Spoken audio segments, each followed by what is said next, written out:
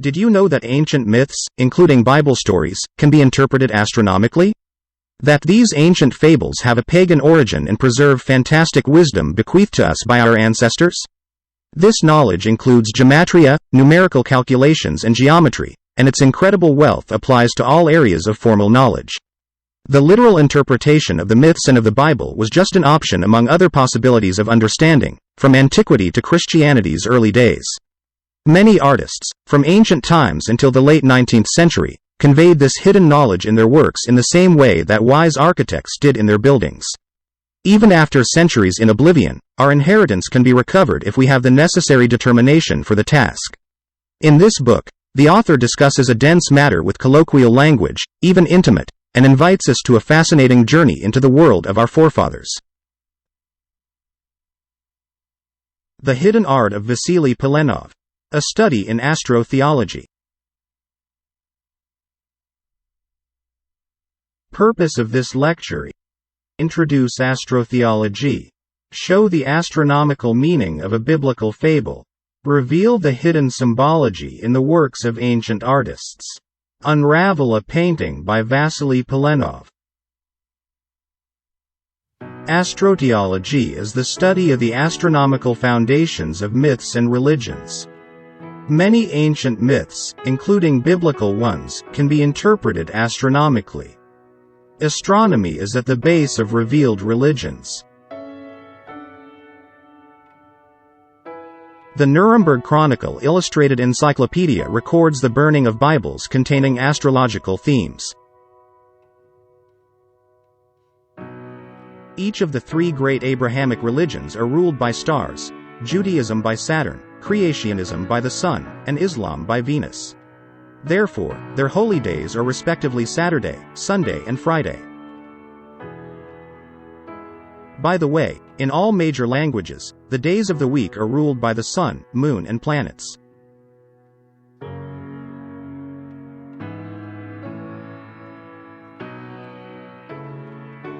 The Christian religion and Masonry have one and the same common origin. Both are derived from the worship of the sun. The Christian religion is a parody on the worship of the sun, in which they put a man called Christ in the place of the sun, and pay him the adoration originally paid to the sun. Astrotheology. Jesus, a solar deity. The entire story of Jesus in the Gospels can be read as the journey of the sun through the year. The concept of Christ as a solar deity has existed since the beginning of the Church, as we can see in Catholic temples.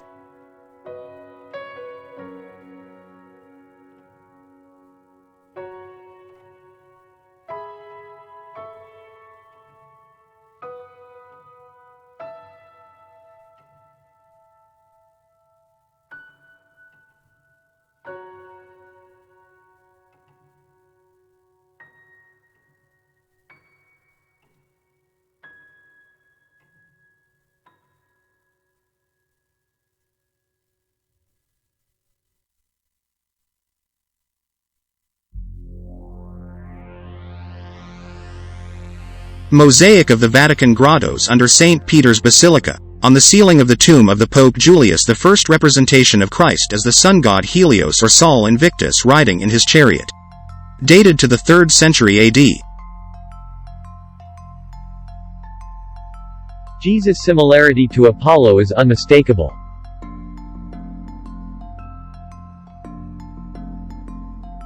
Under the Cathedral of St. Peter, there is a representation of the 12 labors of Helios, the sun god.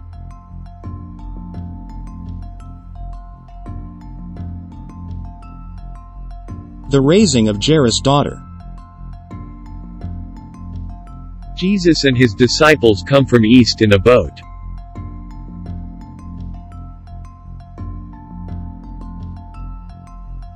A travel to west, the Capernaum region. Upon arriving, Jesus meets Jairus, who asks him for help to save his daughter. Jesus brings Peter, James and John. Along the way, Jesus heals a bleeding woman. Then comes the news of the girl's death. Jesus asks Jairus to have faith. Upon arriving at Jairus' house, Jesus says, she is not dead, but she sleeps. And he asks everyone to leave. Jesus takes the girl by the hand and says, damsel, arise. There are many paintings depicting this scene.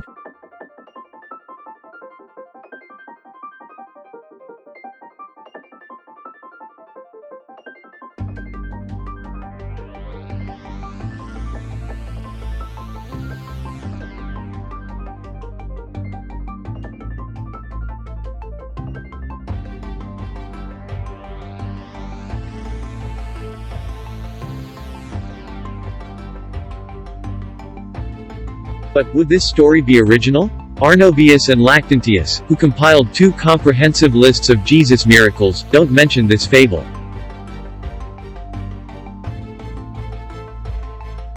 The same feat has been attributed to other characters such as Apollonius of Tyana.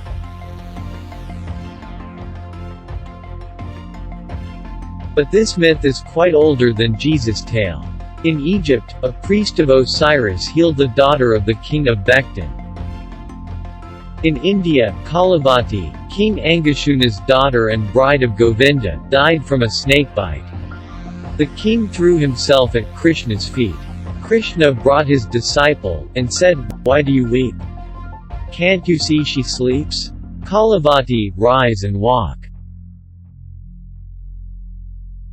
Something similar happened to Hercules and Alcestis, Orpheus and Eurydice, Aeschylus and Asterope. In fairy tales, a young man awakens a girl from a magical sleep.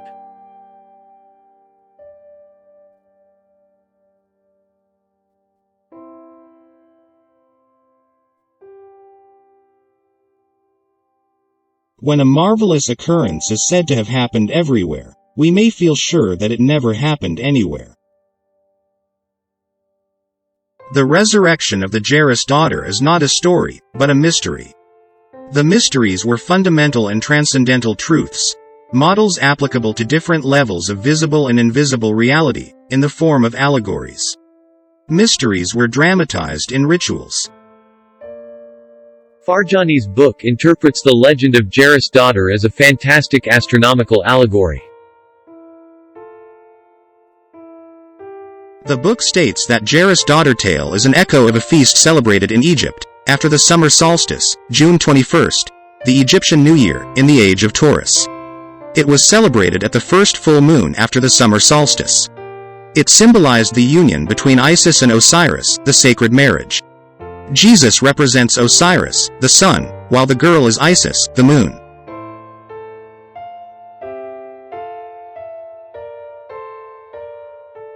The arguments that support these statements are contained throughout the book.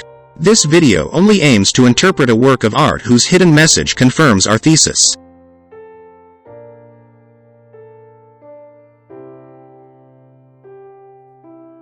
The elder artists knew the astronomical symbology of the myths, and used to represent them in their works. Here we are going to prove it by decoding a magnificent work by the Russian artist Vasily Polenov. Surprisingly, when analyzing the position of objects and characters in Polenov's painting, the author found the same date that he had detected in the Gospels. Vasily Polenov, painter of the Peredvishniki movement of realistic artists. Gold Medal of Academy of Arts, St. Petersburg, 1871.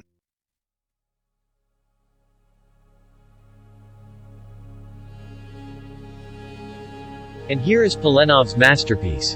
An amazing astronomical codex, containing 4 constellations, a nebula and 16 stars in a precise position, pointing to a precise date of the year, at 2 different times. This painting earned him the Gold Medal of the Academy of Arts, and was immortalized on a postage stamp.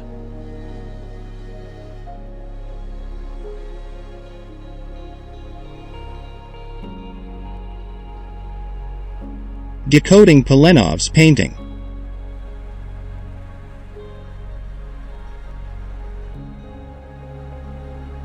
These 7 characters in the scene have a lot of secrets to tell.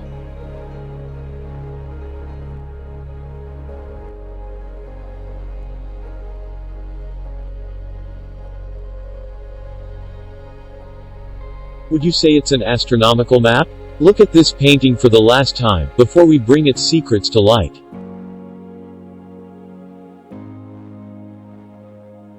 Look at this paint for the last time before our investigation.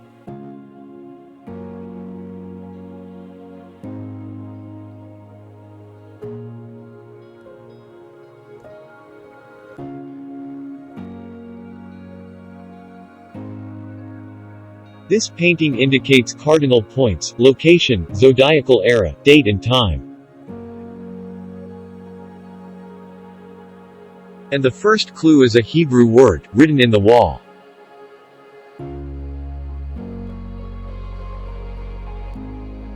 Mizrach, the east, orient, eastern wall.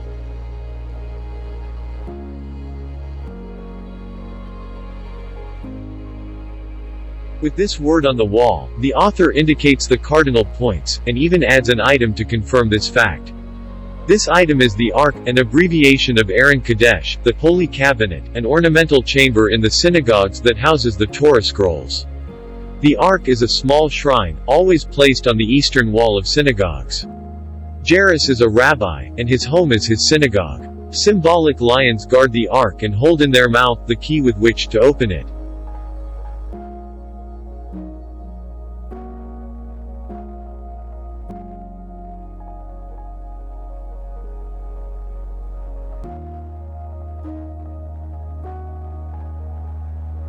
This symbolic ark comes from Egypt. The sacred ark housed the deity itself.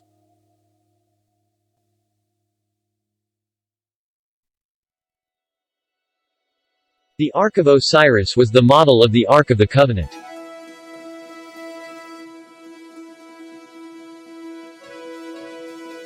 This ark was equivalent to a boat in which the divinity took shelter. The sun god had his own boat, in which he crossed the firmament.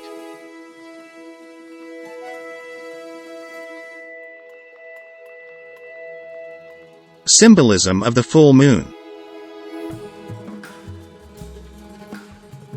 Holy dates the first full moon after the solstices or equinoxes, like our Easter. The Egyptian New Year was celebrated at the first full moon after the summer solstice. How important was the full moon?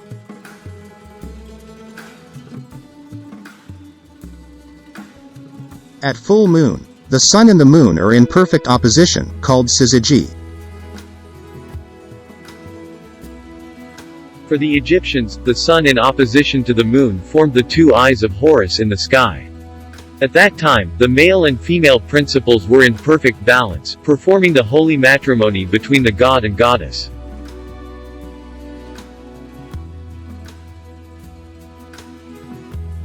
On the first day of the full moon, the moon rises exactly at sunset.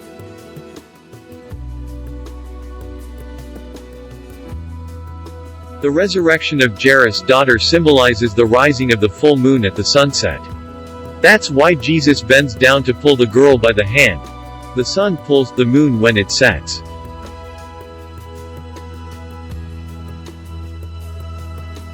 The girl by the east wall represents the rising moon.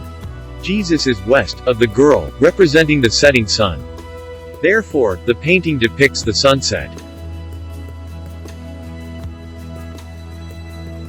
From an astronomical perspective, where would Jairus' home be? The name Jairus means diffuser of light. From the Hebrew or, that means light, illuminate. The diffuser of light is the sun. Therefore, the house of Jairus is the house of the sun, that is, the sign of Leo. The lion, a solar symbol. The image of the lion with the sun behind it has existed since antiquity.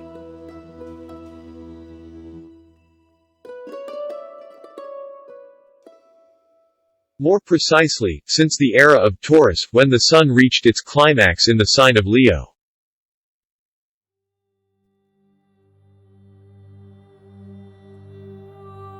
When passing through the sign of Leo, the sun reached its maximum power. The sun passing Leo was symbolized in myths where gods or heroes defeat lions. By wearing the lion's skin, as in the myth of Hercules, the sun became invulnerable to the forces of darkness and winter. The meaning of midsummer in Egypt. June 21st, New Year Day. On the summer solstice, the sun melts the ice on top of Ethiopia's mountains, flooding the Blue Nile. Every year, the flood of the Nile fertilized the valley around it. The river Nile is the year itself, Heliodorus of Emesa. The regularity of the Nile's annual floods led the Greeks to give its name the numerical value of 365, the number of days in the solar year.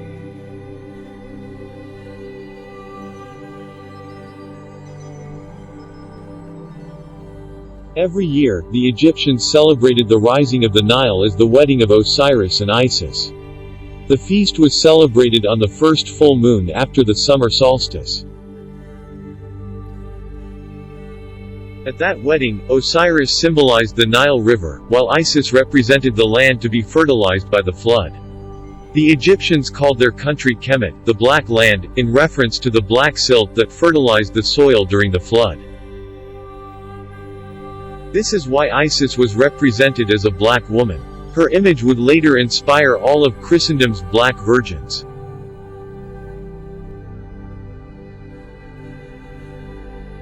On the summer solstice, June 21st, the Egyptians celebrated the new year, as the waters of the Nile brought life back to earth. In the age of Taurus, this was the moment when the sun entered the constellation of Leo.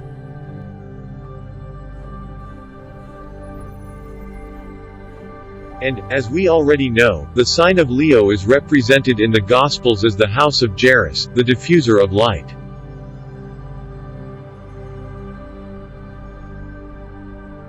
But why was this constellation associated to the lion?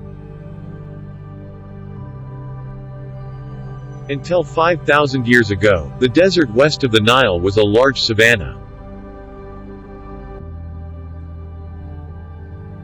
In the summer, the lions sought the west bank of the Nile to cool off.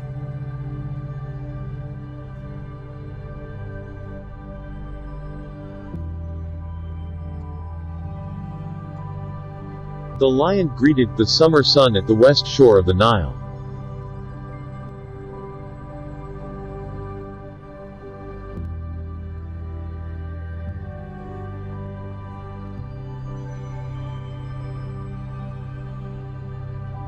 When the sun enters Leo, at the time when the Nile River overflows, the Egyptians adorn the doors of their temples with open lions' throats. That's why fountains even today show lions' heads pouring fresh water.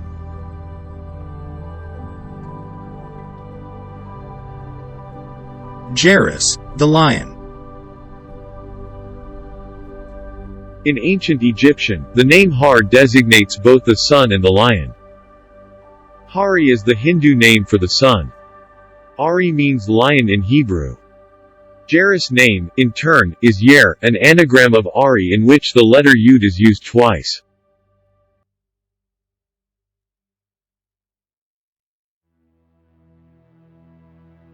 In Hebrew, the name of Jairus has numerical value 221, the same value as the lion.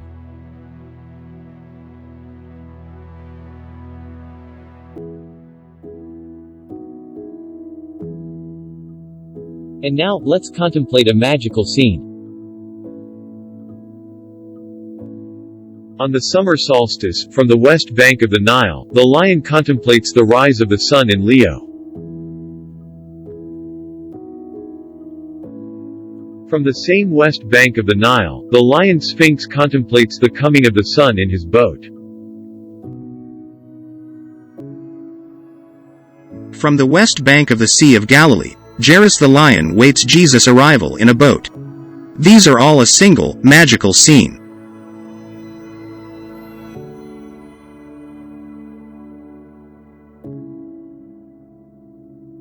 The names of Jairus, the lion and the river Nile are written in the same letters.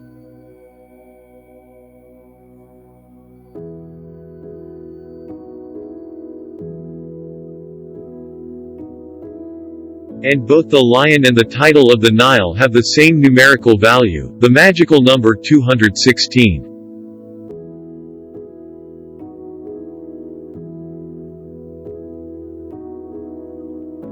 This myth talks about the return of life to nature, brought by the sun, which arrives from the east in its boat.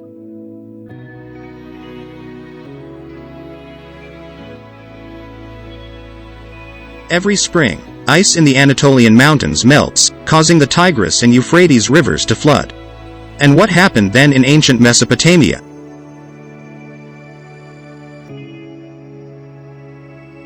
A similar festival was celebrated in ancient Mesopotamia at the arrival of spring.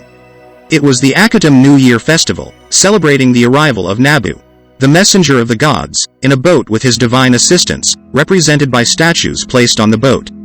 It was the time of the Tigris and Euphrates flood. The festival ended on the 12th day.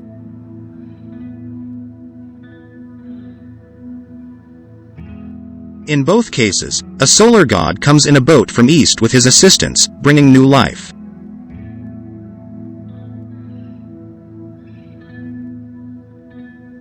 Place of the myth, Cairo, Egypt. Date, the first full moon after the summer solstice, June 23, in the age of Taurus, when the sun entered Leo. It was the sacred wedding between Osiris and Isis, the sun and the moon, the Nile and the earth. Date of Polenov's painting, July 23, year 1 CE, in Cairo, Egypt. In the year 1, this was the date when the sun entered Leo. This date is perfect because the sun enters Leo at the same time as the full moon rises. At this moment, when the sun is in Leo, the moon is on the opposite side, in Aquarius.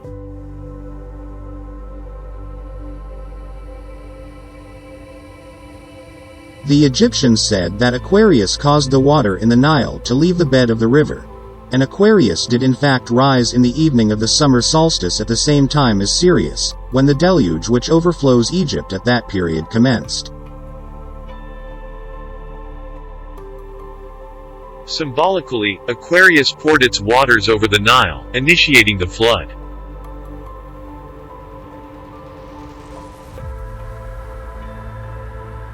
Can you see Aquarius here?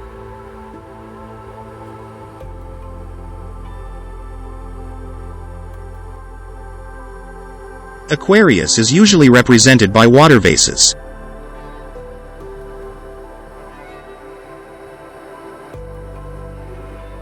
Now carefully observe the positions of the vessels.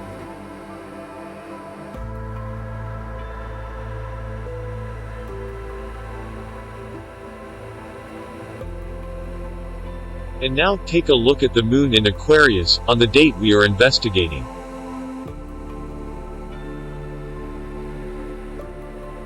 The stars on Aquarius' arm are in exactly the same position as the vases in the painting, while the girl occupies the position of the rising moon.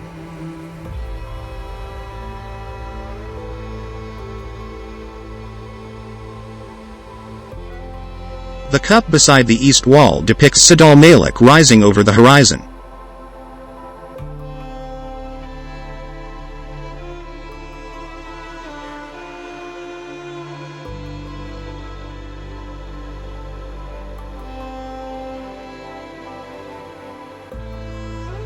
In China, Albali and Albalon were called the two stars of the girl.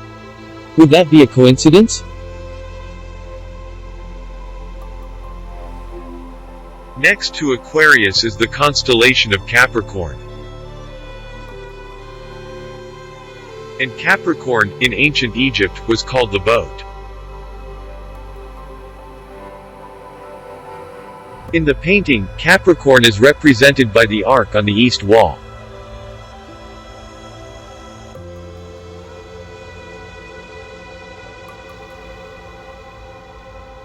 Now, all the objects at right are identified.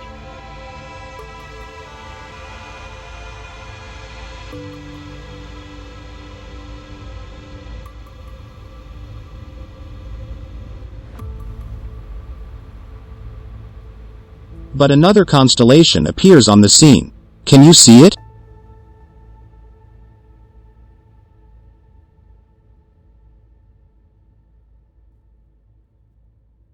Orion, the celestial giant. The boat of Osiris Orion shines in the sky.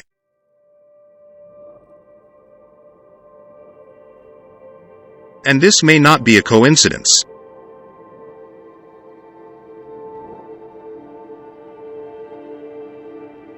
Orion seems to be everywhere.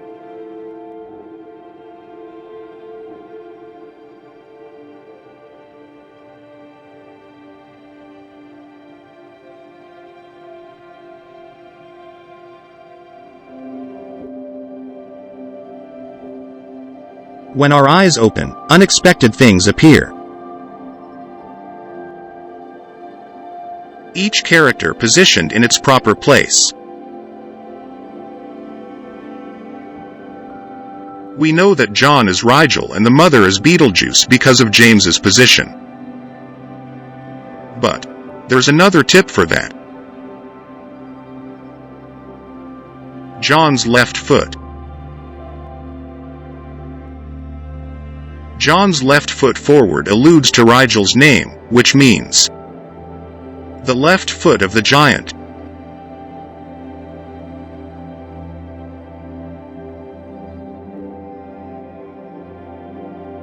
But there's more. John's foot is aligned to a box or seat.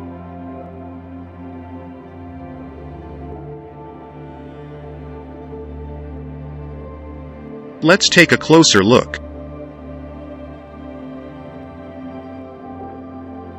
Orion supports Rigel, his left foot, on a squared asterism called the footstool.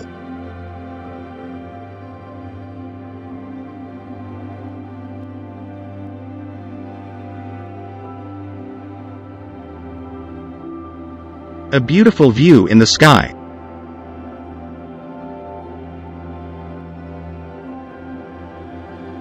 Footstool, a mobile seat that at the same time constitutes a box, which serves as a lid. It's a piece of furniture or a support used to elevate the foot.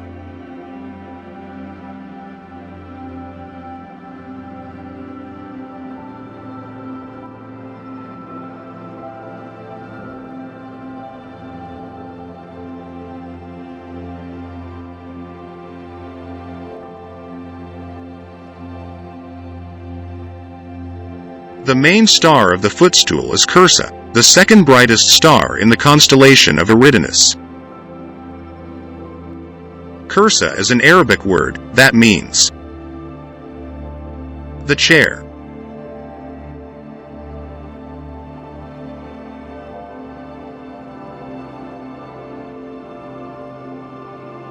The word is from al-Kursai al-Jawza, the chair, or footstool, of the central one, i.e., Orion, formed by Beta, Lambda and Epsilon Eridani with Tau Orionis, and regarded as the support of his left foot, Rigel. But Polenov is not finished here yet.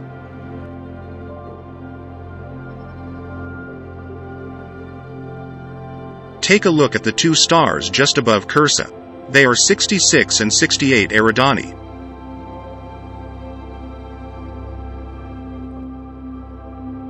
Polenov was keen to represent them as two vases, placed exactly in their proper position. Everything put in its right place.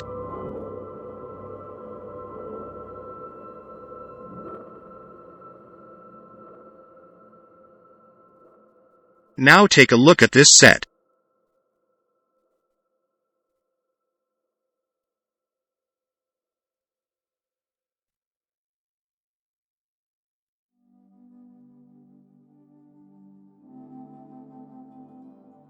The constellation Eridanus was imagined as a celestial river, flowing from Rigel, the left foot of Orion.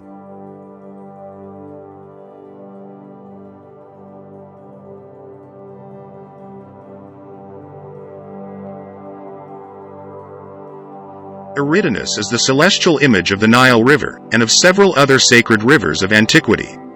According to Egyptologist Gerald Massey, the name of Eridanus, like the celestial river itself, is very sure to have had an Egyptian origin. Eri, later Uri, was an Egyptian name of the inundation, meaning the great, the mighty. whilst Tun or Tanu signifies that which rises up in revolt, the bursting forth from the gulf or well of the south. Thus rendered, Eritana or Iarutana would be the mighty river rising up in the inundation and bursting forth from out the birthplace in the abyss, as is depicted in the ritual. So here we have the same holy river in heaven that we once found on earth. Here they are in the painting. So where would Orion be on the star map depicted in this painting? Peter has the answer. Peter is almost hidden behind the east wall.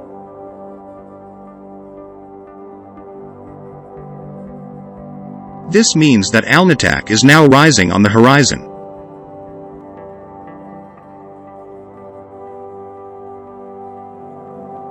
The group is in exactly the same position as the stars, at the same angle to the wall.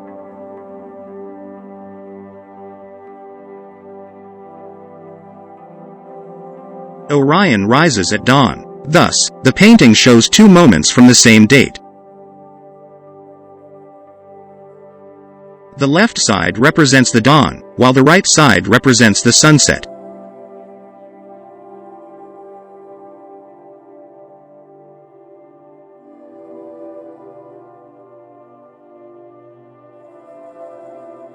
And what about these four objects?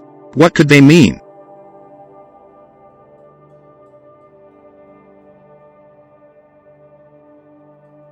Take a look at its position on the wall.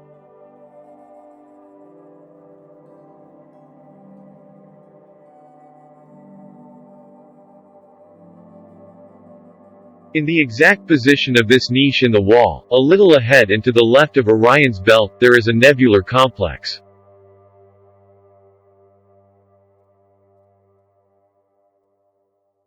It's the Messier 78, NGC 2068, discovered by Pierre Méchain in 1780.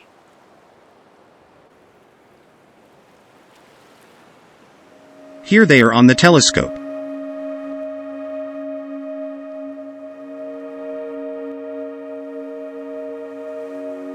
It has four nebulae, represented by four objects in the niche.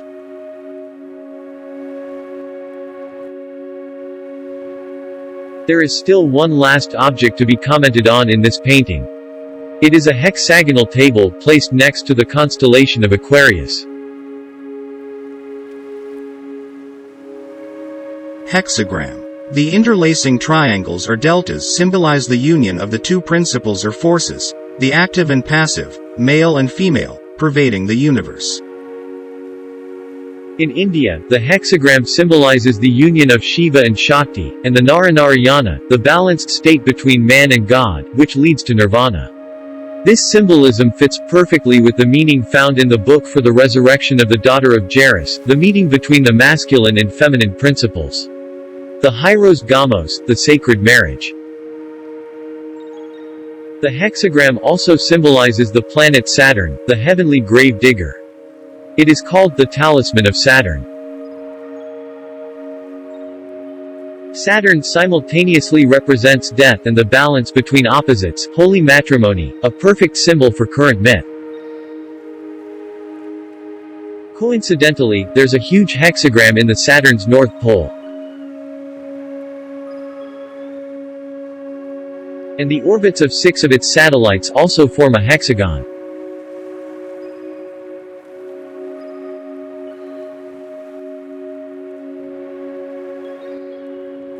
And if this planet is not in place on that date, why would it be represented there?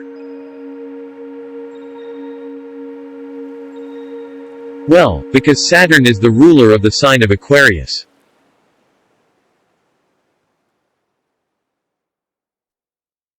Polenov's painting decoded. Do you remember looking at this painting as if it were an ordinary painting? Now see what it turned into, an amazing astronomical map, on a magical date.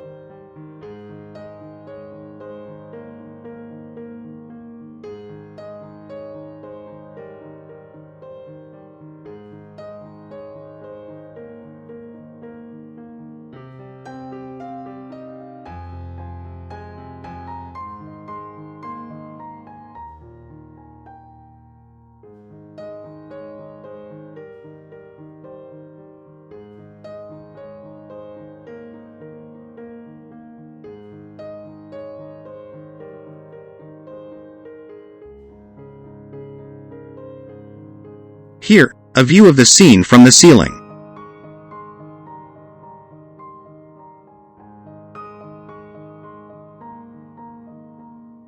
Conclusion. Our artists were aware that biblical stories were myths. They knew their astronomical symbology. They left hidden messages in their works. For whom? The fable in the sky. A boat brings Jesus and his disciples from east. That is, the boat of Osiris Orion rises and brings the sun with it.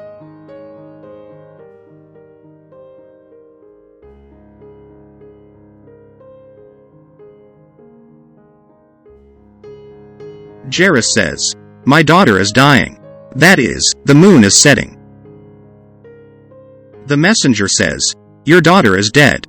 That is, the moon is in the underworld. Jesus pulls the girl by the hand. That is, the moon is rising at the sunset.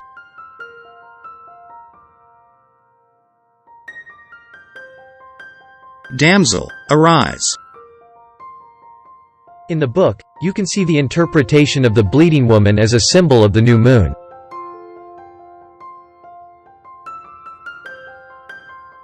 Conclusion. The resurrection of Jairus' daughter is an astronomical fable. It's about the summer solstice of the Taurus age in Egypt. It's the sacred marriage between Osiris and Isis, the sun and the moon, the Nile River and the land of Egypt. In the mystical sense, it represents our self-awakening, our sleeping soul. We are the daughter of Jairus, awaiting our spiritual awakening.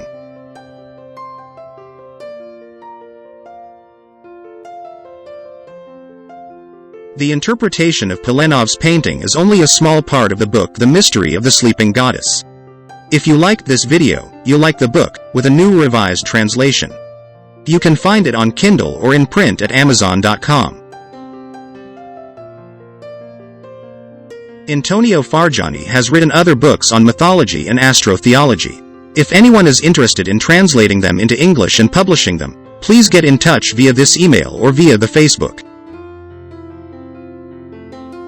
Thanks for your attention. We hope you enjoyed the video.